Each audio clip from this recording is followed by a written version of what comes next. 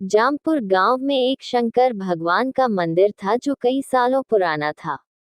जब कभी भी गांव पर कोई परेशानी आती उस मंदिर से एक रोशनी चारों तरफ फैल जाती और रोशनी इतनी तेज होती कि कोई भी उस रोशनी के सामने टिक नहीं पाता था। एक दिन वहां एक मुसाफिर आया, उसका नाम मोहन था।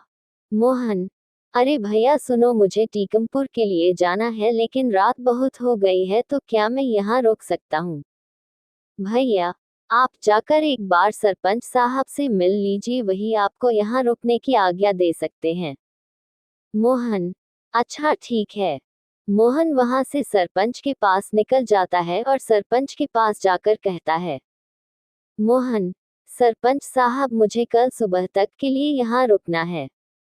मुझे टीकमपुर जाना है लेकिन रात बहुत हो गई है तो मैं इस समय नहीं जा सकता। सरपंच, कोई बात नहीं, आप हमारे गांव में रुक सकते हैं। मोहन, आपका धन्यवाद।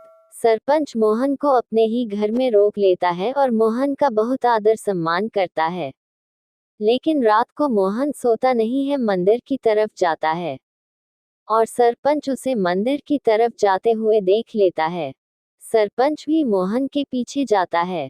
सरपंच, क्या बात है मोहन, आप इतनी रात को मंदिर के पास क्यों घूम रहे हो?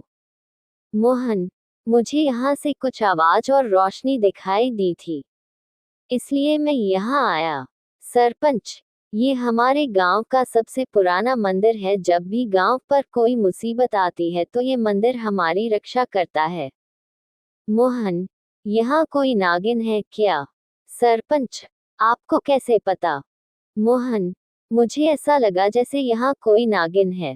सरपंच, कौन हो तुम? मोहन, मैं मोहन हूँ। सरपंच, तुम कोई और हो, तभी तुमको ये पता चला कि यहाँ पर कोई नागिन है। सरपंच की आवाज सुनकर और भी लोग आ जाते हैं। लोग, क्या हुआ सरपंच जी? सरपंच, इसे हमने मेहमान समझकर अपने घर और गांव में रखा, लेकिन ये कोई साधारण इंसान नहीं है, इसे पता है यहाँ नागिन है। मोहन, मैं सपेरा हूँ और मैं इस नागिन की तलाश में ही आया हूँ। मुझे किसी भी तरह ये इच्छाधारी नागिन चाहिए। सरपंच, इस इच्छाधारी नागिन को तुम यहाँ से नहीं ले जा सकते। इतने में इच्छाधारी नागिन सामने आती है। इच्छाधारी नागिन, क्यों आए हो तुम यहाँ? मोहन, मैं तुमको लेने के लिए आया हूँ, चलो मेरे साथ। इच्छाधारी नागिन, मोहन, मैं तुम्हारे साथ नहीं जाऊंगी और सालों से मैं यहाँ हूँ और मैं यहाँ से नहीं जा सकती।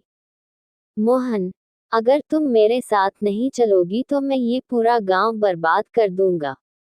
इतना कहते ही तेज हवा चलने लगती है, लोगों के घर टूटने लगते हैं।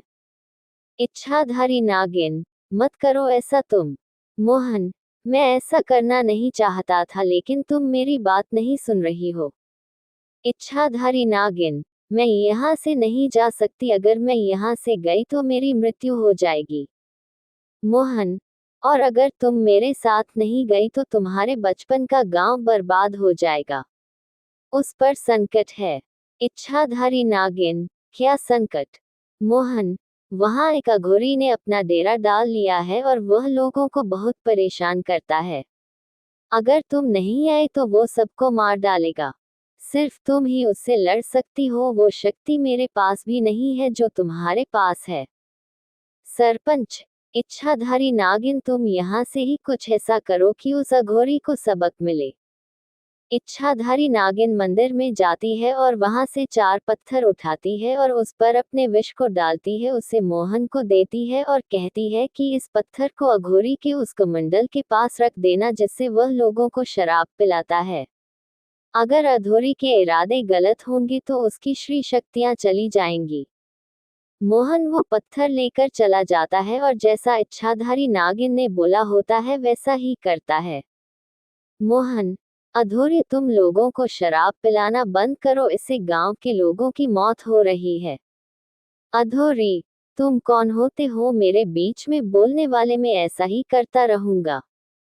ऐसा बोलते ही, अधूरी, ये मुझे क्या हो रहा है, कोई मुझे बचाओ, मेरी शक्तियां खत्म हो रही हैं, मैं कुछ भी नहीं कर पा रहा हूँ।